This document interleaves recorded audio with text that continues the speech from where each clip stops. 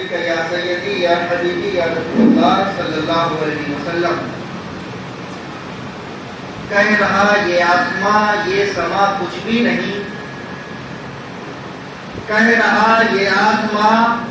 یہ سما کچھ بھی نہیں، رو رہی ہے شبنم میں یہ نظارے کچھ بھی نہیں. جلتے تھے جن کے محلوں میں ہزاروں قسم کے فانوس، جھاڑ ہے ان کی قبر پہ اور نشاں کچھ بھی نہیں. اور زندگی میں جتنا جی چاہے بٹور لو ہیرے اور موتی، مگر اتنا یاد رکھنا کفن میں جیب نہیں ہوتی. مگر اتنا یاد رکھنا کفن میں جیب نہیں ہوتی. اللہ تبارک و تعالی قرآن کریم و فرقان حمید میں ارشاد فرما رہا ہے، قل ان کنتم تحبون اللہ، اے میرے محبوب مکرم جناب محمد رسول اللہ صلی اللہ علیہ وآلہ وسلم، آپ فرما دیجئے، کہہ دیجئے کہ اگر تم اللہ کو اپنا دوست رکھنا چاہتے ہو، قل ان کنتم تحبون اللہ، اگر تم اللہ کو اپنا دوست رکھنا چاہتے ہو، اللہ کے محبوب بندے بننا چاہتے ہو، فاتبعونی یحببکم اللہ، جو اللہ کا حبیب ہے، جو اللہ کا محبوب ہے، اس کی تم اتباع کرو. فاتبعونی یحببکم اللہ، جو اللہ کا حبیب ہے، جو اللہ کا محبوب ہے، اس کی تم اتباع، اس کی تم پیروی کرو. وَيَغْفِرْ لَكُمْ ذُنُوبَكُمْ وَاللَّهُ غَفُورٌ رَحِيمٌ. پھر چاہے جب تم اللہ کے محبوب کے اتباع کرو گے، ان کی پیروی کرو گے اور ان کے نقش قدم پہ چلو گے، وَيَغْفِرْ لَكُمْ ذُنُوبَكُمْ وَاللَّهُ غَفُورٌ رَحِيمٌ. پھر چاہے جتنے تمہارے گناہ ہو، پھر چاہے جتنی تمہاری غلطیاں ہو، لغزشیں ہوں، اللہ تبارک و تعالی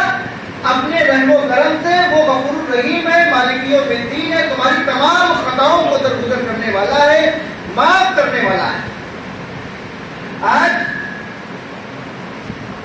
ہم اگر کسی مصیبت میں آ جاتے ہیں، کہ کسی پریشانی میں آ جاتے ہیں، تو ہماری پریشانیوں کا حل کرنے والا کون ہے؟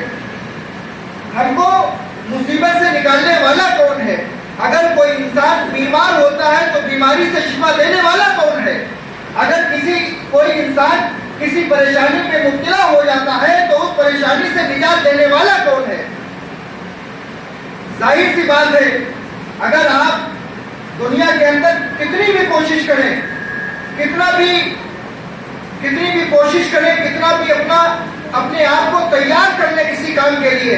لیکن اگر اللہ کا حکم نہیں ہے، اللہ کی مرضی اس میں شامل حال نہیں ہے، تو وہ کام آپ کا بنے گا نہیں کسی قیمت پر. کیونکہ جب سے دنیا بنی ہے اب تک اور قیامت تک جتنے بھی عارفین لوگ ہیں، پڑھے لکھے لوگ ہیں، علمدار لوگ ہیں، جنہوں نے دنیا کی حقیقت کو سمجھ لیا ہے، وہ یہ جانتے ہیں، پہچانتے ہیں کہ اگر کوئی کارساز ہے تو وہ رب کائنات کی ذات ہے. اگر تمہیں مشکل سے نکالنے والی کوئی ذات ہے، کسی پریشانی کا حل نکالنے والی کوئی ذات ہے، تمہیں بیماری سے شفا دینے والی کوئی ذات ہے، تمہیں کاروبار میں ترقی دینے والی کوئی ذات ہے، تمہیں اگر کامیاب کرنے والی کوئی ذات ہے، تو وہ صرف رب کائنات کی ذات ہے، اللہ کی ذات ہے. کہ اگر آپ بڑی سے بڑی مصیبت میں آ جائیں، بڑی سے بڑی پریشانی میں آ جائیں، جب آپ جس عالم میں اللہ رب العزت کو یاد کریں گے تو پروردگار عالم اپنے اس بندے کی پکار کو سنتا ہے، اور پکار کو سننے کے بعد اپنے محبوب مکرم جناب محمد رسول اللہ صلی اللہ علیہ وسلم کی خدمت میں پھیل کے اس کی اس خواہش کو پورا کر دیتا ہے. ہم اپنی دنیا کے اندر رہ کر کے کاروبار میں کوشش کرتے، مکان بنانے میں کوشش کرتے، دنیا کی ترقی کو حاصل کرنے میں کوشش کرتے، لیکن اللہ کو راضی کرنے کی کوئی کوشش نہیں. ہمارا کتنا وقت فضول وقتوں میں چلا جاتا ہے، ہمارا کتنا وقت موبائل اور ٹیلی ویژن اور دوست احباب کے درمیان گزر جاتا ہے. پہلے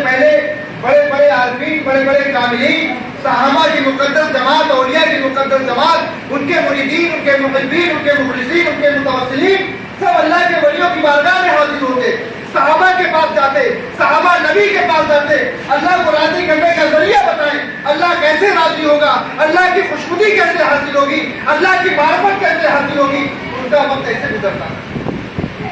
ہمارا وقت چغل خوری میں گزرتا،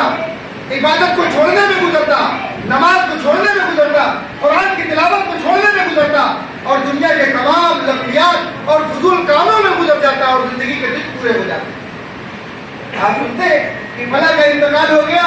فلاں کا انتقال ہو گیا، ارے فلاں کو مجھے فلاں جگہ پہ ملا تھا، ہمیں فلاں شخص فلاں جگہ ملاقات ہوئی تھی، لیکن آج وہ دنیا میں نہیں ہے، قبر کے گڈھے میں پہنچ گیا۔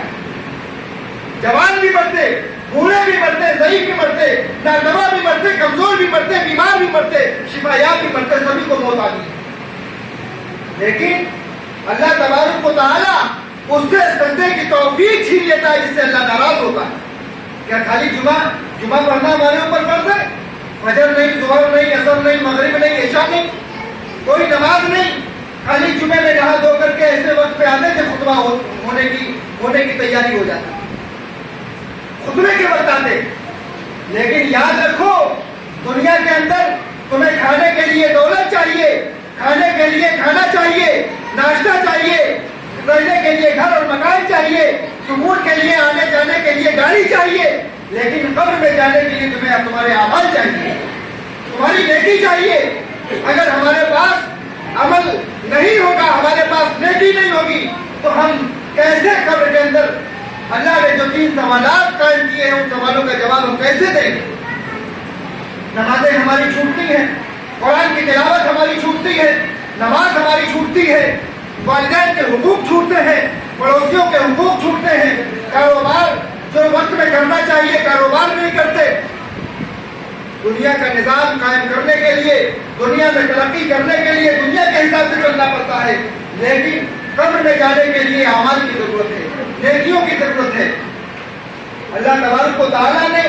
اشرف المخلوقات ہمیں بنایا ہے، ہمیں تمام 18,000 مخلوق میں افضل و اعلیٰ بنایا ہے، لیکن ہمارا حال اور ہمارا ماحول یہ ہے کہ ہماری زندگی جانور سے بھی زیادہ بدتر ہے۔ ہماری زندگی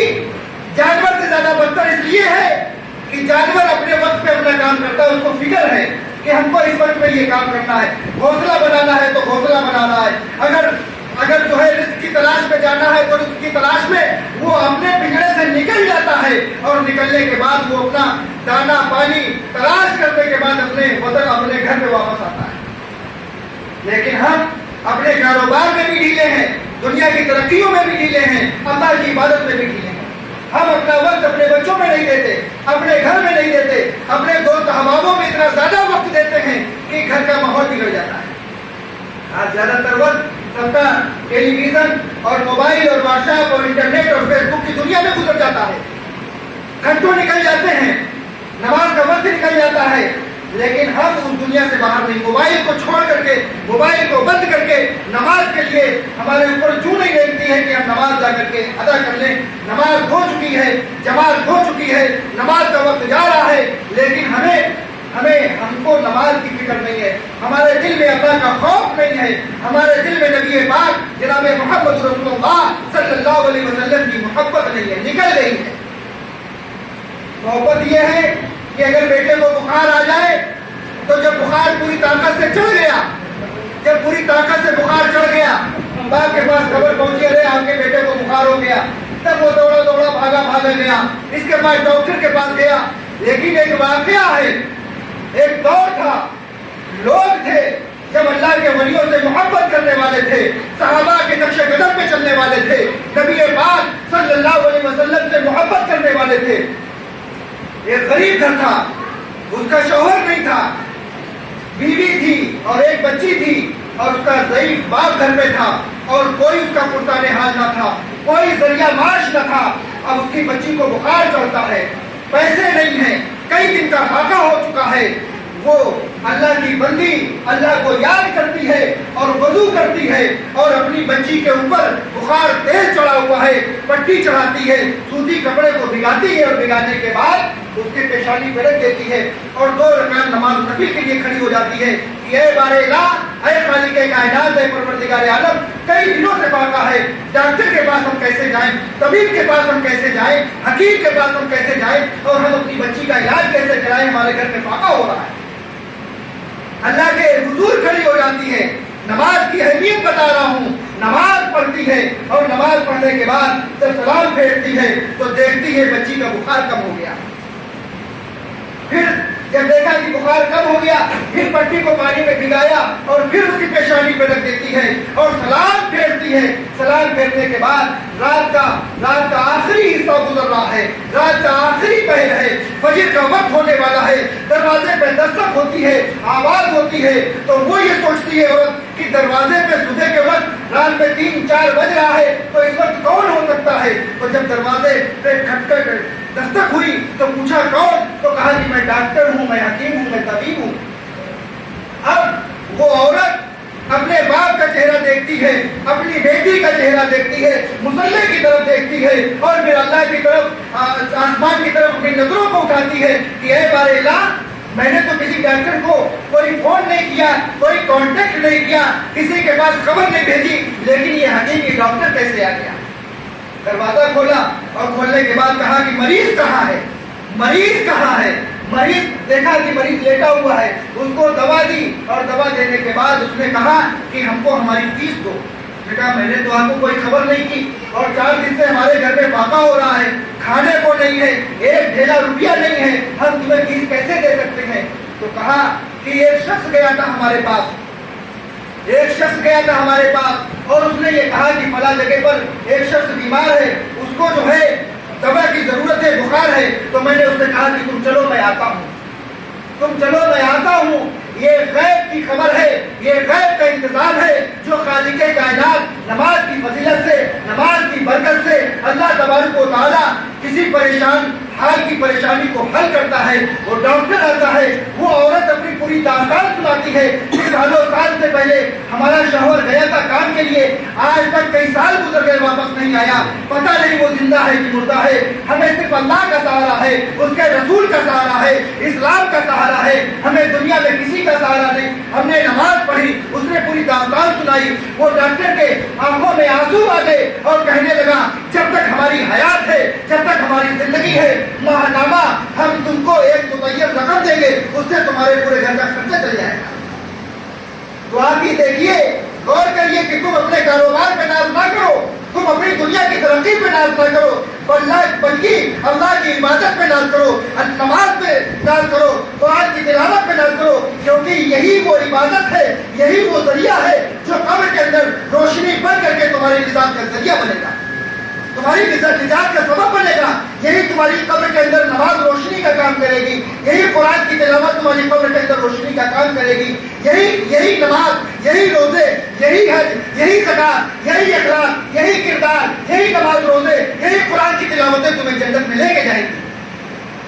اگر ہماری زندگی میں نماز نہیں ہے, قرآن کی تلاوت نہیں ہے, تو ہم کیسے کربلا والے امام علی مقام حسین علیہ السلام کے کیسے شہدائی ہیں, کیسے محبت کرنے والے ہیں, کیسی عقیدت رکھنے والے ہیں. ہمارے دل میں حسین کا جذبہ تو ہے, حسین کا نام تو زبان پہ ہے, لیکن اخلاق میں ہمارے امام حسین کا اخلاق ہے کہ نہیں ہے, کردار میں کردار حسین ہے کہ نہیں ہے, ہماری زبان پہ ذکر حسین تو ہے لیکن اعمال حسین ہے کہ نہیں ہے, ہماری زندگی میں کربلا والوں کی زندگی ہے کہ نہیں ہے. انہوں نے سب کچھ قربان کرنے کے بعد اللہ کی بارگاہ میں سب کچھ قربان کر دیا, لیکن اخلاق, اسلام اور نماز کو نہ چھوڑا. ان کے لاشیں سے بھی آواز آ رہی تھی اور آخری وقت امام علی مقام حسین علیہ السلام کو تسلیم ہے, آخری جو سجدہ ادا کیا ہے اور نیزے پہ جو چڑھ کے قرآن سنایا ہے, دنیا والوں کو یہ میسج دیا ہے, دنیا والوں کو یہ بتا دیا ہے کہ حالت کوئی بھی ہو, عالم کوئی بھی ہو, کنڈیشن کوئی بھی ہو,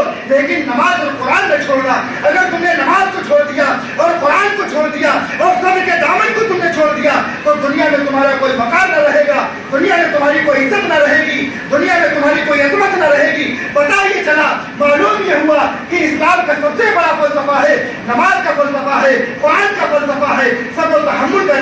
فلسفہ ہے. اگر اس کو ہم نے چھوڑ دیا تو سب سے بڑا درس تو اسلام میں اخلاق کا ہے, نماز کا ہے. نماز جب سے ملی ہے رسول پاک صلی اللہ علیہ وسلم کو، جب سے یہ تحفہ لے کر کے آئے ہیں، امت نے اس کو اس درجہ ادا کیا ہے، اس درجہ ادا کیا ہے کہ آج پوری دنیا رشک کرتی ہے، پوری دنیا ریسرچ کرتی ہے، نماز کے اندر وہ فلسفہ ہے، نماز کے اندر وہ تاثیر ہے، نماز کے اندر وہ سمپٹمس ہیں کہ اگر انسان نماز پڑھتا ہے تو برین ہیمریج نہیں ہوتا ہے، ہارٹ اٹیک نہیں ہوتا ہے، اور اگر وضو کرتا ہے تو جسم کے تمام بیماریوں سے اس کو شفا مل جاتی ہے۔ اللہ نے ایسا نظام بنا دیا ہے، قرآن پڑھتا ہے اس کو روحانیت کو غذا ملتی ہے، اگر صبر کرتا ہے تو اللہ کی مدد آتی ہے۔ تو یہ ایسا فلسفہ ہے، ایسی نماز ہے، ایسا مذہب اسلام ہے کہ اگر ہم اس پہ عمل کریں گے تو دنیا بھی ہماری کامیاب ہوگی، قبر بھی ہماری کامیاب ہوگی، آخرت بھی ہماری کامیاب ہوگی۔ آج ہم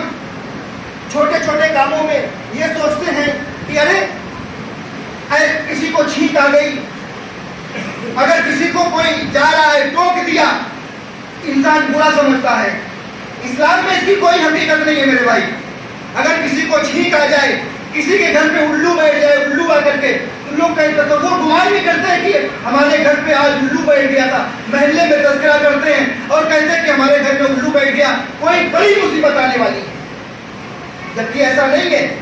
حضرت امام جعفر صادق علیہ السلام کی ایک تاریخ ہے کہ لوگوں نے پوچھا کہ الو کا معاملہ کیا ہے، تو امام جعفر صادق علیہ السلام فرماتے ہیں کہ الو رسول کائنات صلی اللہ علیہ وسلم سے بڑی محبت کرتا تھا، حسنین کریمین سے بڑی محبت کرتا تھا، اہل بیت سے بڑی محبت کرتا تھا، اور جب کربلا واقع ہوا تو الو کو یہ معلوم ہوا کہ کربلا واقع ہونے والا ہے، جانوروں کو اندیشہ ہو جاتا ہے۔ کربلا میں جا کر کے الو نے سارے منظر کو دیکھا، علی اکبر کی شہادت کو دیکھا، اور محمد کی شہادت کو دیکھا، علی اصغر کی شہادت کو دیکھا، امام علی مقام حسین علیہ السلام کی شہادت کو دیکھا۔ اس دن سے الو اتنا غمگین ہو گیا، اتنا رنجیدہ ہو گیا کہ وہ ویرانے میں رہنے لگا، تنہائی میں رہنے لگا، اور اتنا غم اس کے اندر ہو گیا، اتنا غم اس کے دل میں بیٹھ گیا کہ یہ وہ حسین ہے، یہ وہ حسین ہے جن کے لیے جنت سے کھانا آیا، جن کے لیے جنت سے کپڑے آئے، جن کو رسول کائنات صلی اللہ علیہ وسلم نے اپنی دوش پہ سوار کیا، اپنی زلفوں کو پکڑایا، اپنی نماز کی حالت میں اپنی زلف پہ بٹھانا، جن کے ساتھ اللہ تبارک و تعالیٰ نے اتنے بڑے معاملات کیے۔ کربلا میں امام علی مقام حسین علیہ السلام کو شہید کر دیا گیا۔ اللہ تعالیٰ ہمیں اور آپ سب کو کہنے سننے سے زیادہ عمل کرنے کی توفیق عطا فرمائے۔ السلام علیکم ورحمۃ اللہ وبرکاتہ۔